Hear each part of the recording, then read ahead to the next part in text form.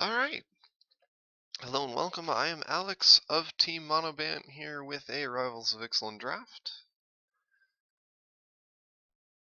And right off the bat, lots of fun stuff going on here. We have Water Knot's great blue removal. I'm very excited about that card. Martyr Dusk is a nice white 2-drop. Thrashing Brontodon is an excellent green dino card. Admiral's Order is very mediocre. Expelled Firma is nice, but not something that you would take over a Water Knot. So the debate here is the Water Knot versus, I think, the Brontodon? And the question is sort of the direction you want your draft to go, and whether or not... neither of these are particularly splashable, which is unfortunate. I think I'm going to go for the removal over the creature. And I think I also prefer blue to green slightly in this draft format.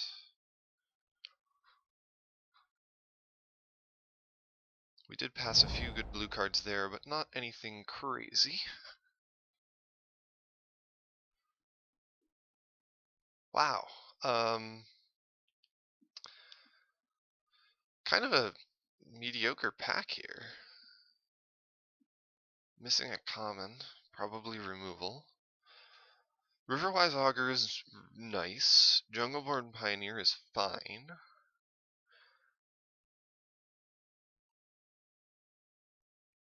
For another coalition, I'm not the biggest fan of.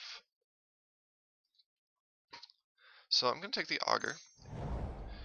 Trying not to get married to blue here super early on, and just take the best cards and look for signals should they exist. We're missing a rare and an uncommon here, so nothing crazy jumping out at me. Famished Paladin is a good card, though. I'd be tempted to take it. Nothing else here strikes me as fantastic. Spirewinder fits nicely into an Ascend deck, but we should be able to get more of those later if that's where we end up. Knight of the Stampede isn't bad. If we wanted to go Merfolk, Jade Bearer is a nice card to go into that direction. But I don't want to settle into Merfolk yet until I know that they're really open, because I don't think they're particularly strong unless you're very confident that you're the only Merfolk drafter at the table. So I'm going to take the Famished Paladin.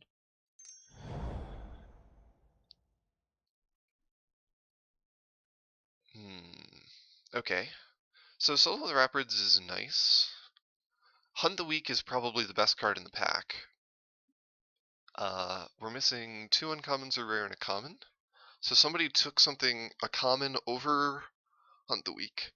And I think that's a good thing for us to recognize as a potential signal here. Mutiny's fine. But I think I'm on Hunt the Weak just because we're looking at 4th pick removal. And there's another Hunt the Weak. Release of the Winds is not very exciting. Sea Legs is cute. It is a pseudo removal, but I'd rather, I think, have the sure thing and Hunt the Weak, provided we have a creature. And that's a Water Knot. That's a super late Water Knot. Also super late Squire's Devotion. Both of those are very interesting to me. We could end up at like a white-green, which is not very exciting if we went for the Squire's Devotion, but Squire's Devoting a Famished Paladin is hilarious. But Water Knot is just more good removal. I think I have to snap that up. And now we might be looking at... Well, our green is splashable at the moment. Although we're going to have to take something out of this pack. The best card in this pack is probably the Colossal Dreadmaw. You want to have win cons, and that is one that will do it for you. Cacophodon is fine, but it's more defensive. I'm not really looking to get aggro with the Guilt Grove Stalker. Stampeding Hordecrest is nice, but I don't think this is a let's move into red right now sort of situation. When I think blue and green are kind of available. Blue-green dinos sounds weird though. But I don't think it would be awful. We could pick up a Foul Orchard to help facilitate splashes if we end up opening something black. But I think I really like the Armasaur. Armasaur with double Hunt the Weak. seems kind of reasonable. Make it big, get a couple little guys. Here's our original pack back. Soul of the Rapids still available. That's another one that Hunt the Weak doesn't go terribly on. It's not like you're going to get tricked out other than a combat trick on their own creature. Aggressive Urge is also fine. Crashing Tide is a little bit of a tempo play, but I'm not super looking for tempo plays here unless I needed to recover so that my big things can hit the ground. I'm going to take a Soul at this point. It also holds like a Curiosity really well if we end up finding one of those.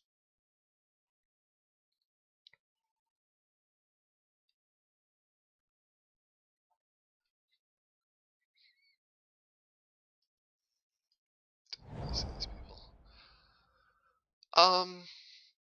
Well, we're at the dregs of the pack. I think this is a Guiltgrove Stalker. It's a 2/1 for 2. That's certainly playable in one of our primary colors. I do like Mutiny, but again, I don't think this is a position where I'm going to jump in on that. I'm going to kick the Famished Paladin out to the side for a second. Jadebearer is very aggressive. It's 2 power on a 1-drop, but I need Merfolk to be able to actually make use of it. River Darter is similarly kind of meh, though. But I think I'd rather have the 3-drop capable of blocking. Holy cow, we have another Soul of the Rapids. I would play 2 of those. But do we need to pick it up now, or is it better to take a Naturalize? I'm going to pick it up now. Here we'll take Jadebearer and Canal Monitor. We can pitch to the sideboard. Sweet. Alright, so we do need more low drops, but it looks like we're going to be in a decent position with a bunch of blue-green fatties and 4 removal spells at the moment. 2 of which do require creatures, but Waterknots are excellent. Don't have the ability to splash too much, and that's a Twilight Prophet. Oh boy. So, this is when I might take the Twilight Prophet, try and pick up things like Sailor of Means to try to be able to play it. That would fit with our deck theme pretty well, other than our secondary color is green.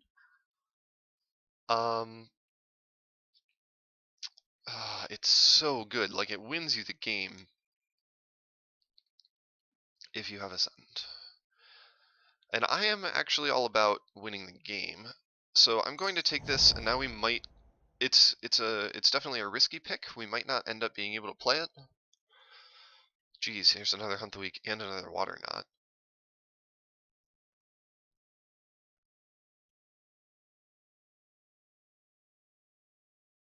Do I need a third? Would I prefer the third Hunt or the third Waterknot? I think it's the third Waterknot because they are cheaper. Still very solid. So Twilight Prophet, and a Bishop of Binding. Why is this still in this pack? Jeez, I really want to like get splashing available at the moment. The alternative though is we like pick up a Swift Warden that might just be better for the deck.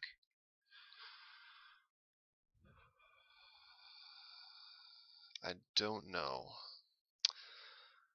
Alright, this is another really speculative pick, but I'm going to grab the Bishop of Binding in the hopes that I can find a way to splash one or both of these.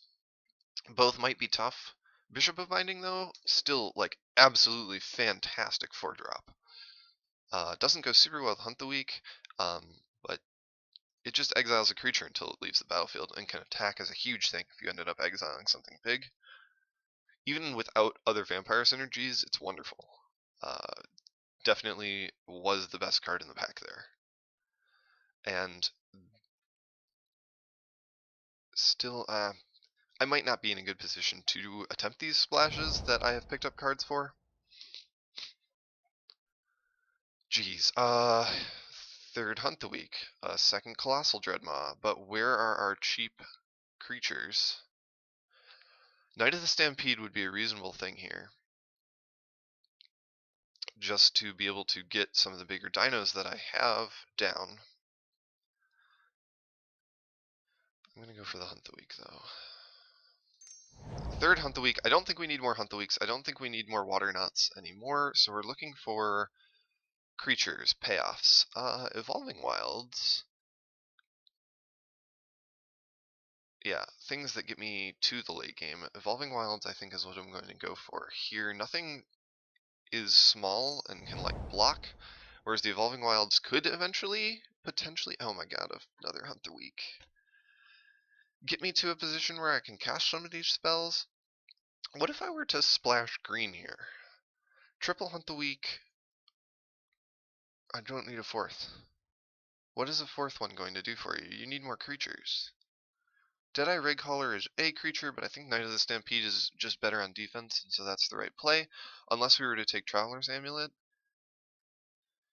to facilitate even more splashes. And since these creatures aren't small creatures, I think that's what I'm going to have to go for. I need to get... It's all lands. It's 3/3 for 4. I need to get just low-cost bodies on the into my deck here.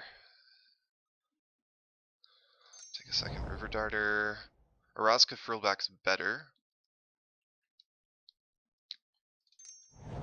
Take that. Hardy Veteran is exactly the sort of card we need here. Take another Frillback.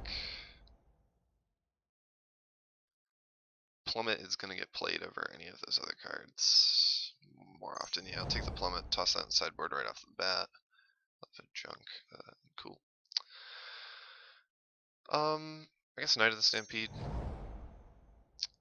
Corsair, we can pitch him. He is definitely not being played. Gruesome Fate, definitely not getting played.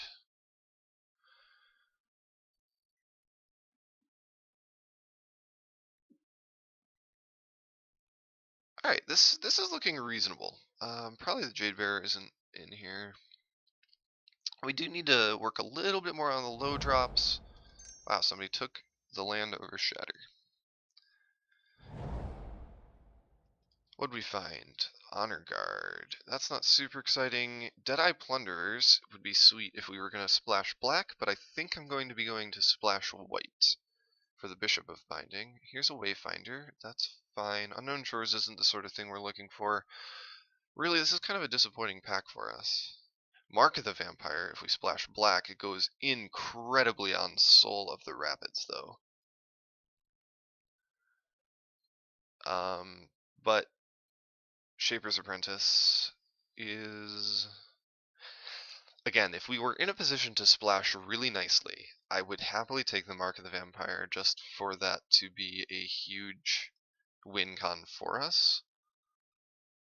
Can I afford to take it? Am I looking to splash black? Am I looking to splash white? How much splash can I afford? I think I want to take it just because I want that win con available. We're going to have to keep thinking about that, and we are going to... Here's a second one. Burning Sun's Avatar is not something we can play with, unfortunately. Unclaimed Territory lets me cast creatures. Vampire Cleric and a Vampire. So that's a thought, but I think we wait on that. A second Mark of the Vampire seems ridiculous. They're also so expensive. I do need cheap things at some point. But there is no cheap creature for me in this pack. Run Aground is removal. But do I need more 4-drop removal? No.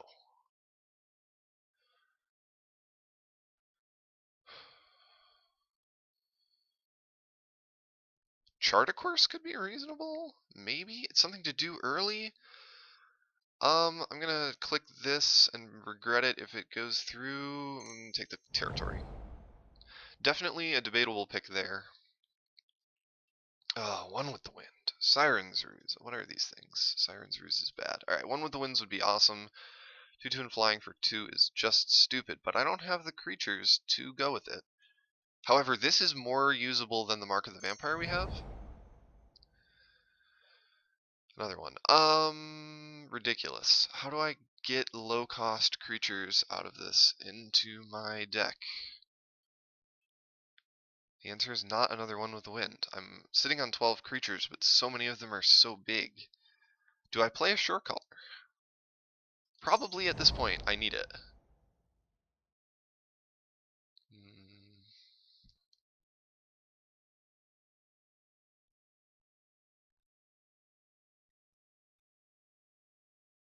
I might take the Headwater Sentry here.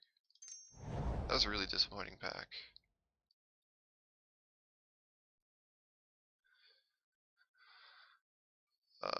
Don't even really want to think about him.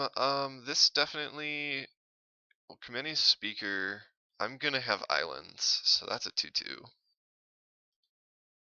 Shipwreck Looter is not. And I'm not gonna have Raid, so we'll grab the Kameni Speaker. Yuck. What does the deck need at this point? Well, still cheap things, although we really do fine if we can make it to turn 3 without having been run over. We have a bunch of ways to do stuff. I'm looking, I guess, for ways to splash. Is this we take New Horizons? That'd be what, like 4 different ways to fix?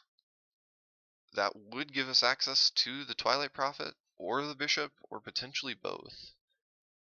We're super color dependent too. This might not be a bad pick.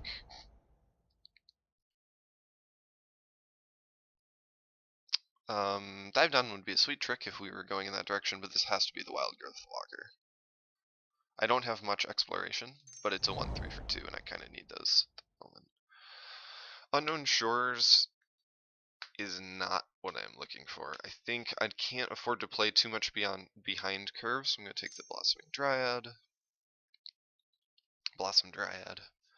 This is going to be a really weird deck. Sort of exactly the deck you would want if I were in like blue with 2 splashes sort of setup, but I'm not.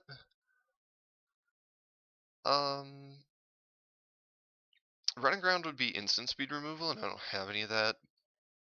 But I'm going to take the Dreadmaw in case I really do need to go bigger. It does go very well with like double Hunt the Week. Or sorry, triple Hunt the Week. That's right. 3 Hunt the Weeks, 3 Watering Knots. That's kind of silly. Unfortunately, we have so many double blues, and then my green is my low drops. If we can get stabilized, I think we can win a lot of games. And if we're against a like stally bomb deck, the Sailor of Means style, we should be golden. We just have so many ways to win in that situation. Soul of the Rapids, Mark of the Vampire, kill him. Well, here's an Explorer, and that's what I'm going to take.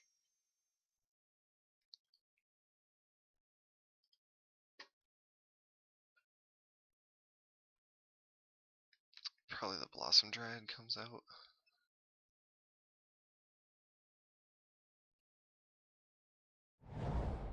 Anyway, what do we have?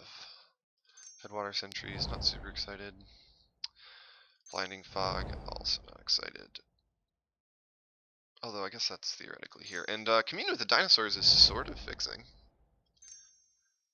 We'll have to think about it. That's not going to get played. Cool, alright. Here's our mess of cards. We've only got 28 that I have here because I've taken out some of the other ones. We kind of have to decide what direction we want to go because I do have a few splashes that I would like to run. So I think Shorekeeper comes out. I think I'm pretty happy with my set of 2 drops. I think we need to lose a couple 3s. Take out a Blossom Dryad. The New Horizons. So I have 1, 2, 3, 4, 5 if you count Commune. Ways to fix some mana. Is New Horizons too much? If I don't have a creature, it's kind of disappointing. If I have a creature, it's not awful. It does also help me get to Ascend, which is a thought for Twilight Prophet.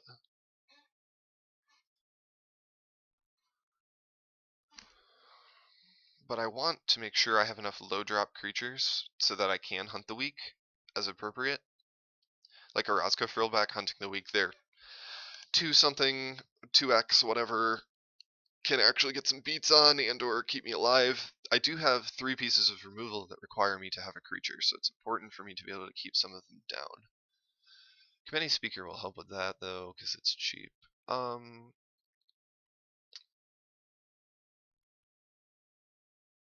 Commune seems meh. I'm gonna pull that out. Unclaimed territory can name like dinosaur if we're light on green. Elemental would be a really disappointing name. Or it can name vampire, and that hits both of my splashes.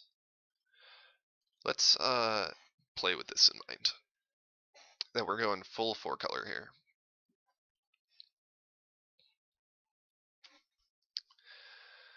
Then what needs to be cut? Probably the knight.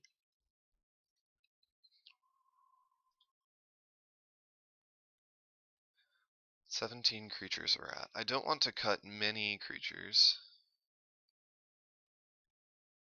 but my curve is super high. Maybe the augur, 16 creatures.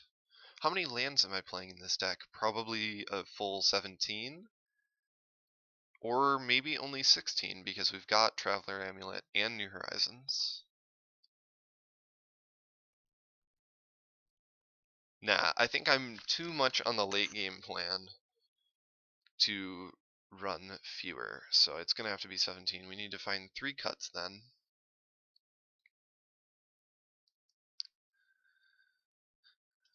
One hunt the week. It's my less useful removal.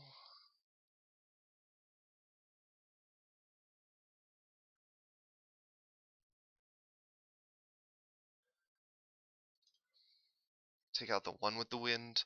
One with the Wind doesn't do as much as Mark of the Vampire does to keep me alive, and I don't think I need it to win the game, other than like putting it on a Soul of Rapids to have a huge, or like putting it on a Razka Frillback is like how I go aggro, so that's something to keep in mind if I need to turn on the pressure. But I think it's better to have another creature than to keep that around. And then maybe a River Darter just because, but River Darter blocks better than a Razka Frillback. I'm so light on creatures early though, but I can't, like, Water Knot is effectively a creature. Maybe it's a Soul of the Rapids just because I have other good creatures. There are other things you can put a Mark of the Vampire on to win the game with, and I do want to keep my curve a little bit lower. All right, we'll take a swing with this. Think about basics for a second. My fixing is in colorless, with the exception of New Horizons, which is green. I have some double greens, I have some double blues, and I do want to be able to play my double blues when possible. A little tiny bit of white. I think it's 1 white source. Traveler's Amulet can find it. Unclaimed Territory naming vampires is a white source.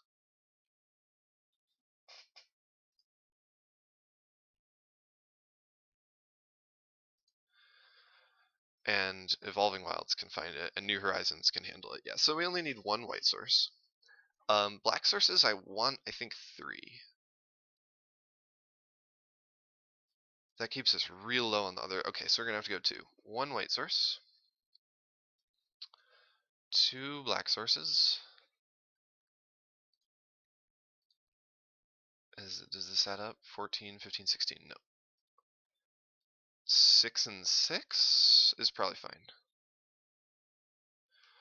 Alright, here's our 4-color monstrosity. I think this is what we're running. We have cute sideboard options. Like if we need to stay alive better, Headwater Sentries is a fine way to just like put a brick wall in front of an opponent. And we have some lower creatures if we need to, and we can go bigger if we need to with like another Soul of the Rapids. And a Hunt the Week. So I'm not feeling super great about it, but I think we can at least like play the bombs we picked in not our color, which is cute. Yeah. So we will I am concerned that I have effectively like 19 lands in the deck. But I don't really want to cut one. I If I cut one land, it would be an island. We'd have even more difficulty finding water, not mana in time. Except off of New Horizons. Yeah, alright, can't afford to do that. We could cut a forest. 5, 6, 7. We can name Dinosaur off of unclaimed territory. It just makes it harder for our Bishop or Twilight Prophet to come down.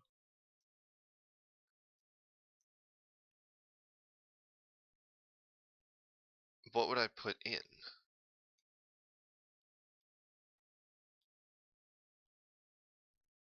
I would put in Headwaters entries. Or Knight of the Stampede. But Headwaters entries is a bigger butt. Go down to 16 lands, playing. Alright. This feels so greedy though. But I guess we need colors. We don't need mana counts. Alright, cut a forest. 1, 2, 3, 4, 5, 6, 7. 8 green sources for creatures, 7 for New Horizons. I think that'll be okay. And we will actually put in 1 Headwater Sentries just because it's got a big booty. Alright, definitely want to hear your thoughts on this draft, on this deck.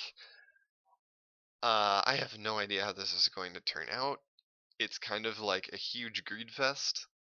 But if we can survive, I think we win games. Maybe even matches. Yeah. Matches will be posted soon. And thanks for watching.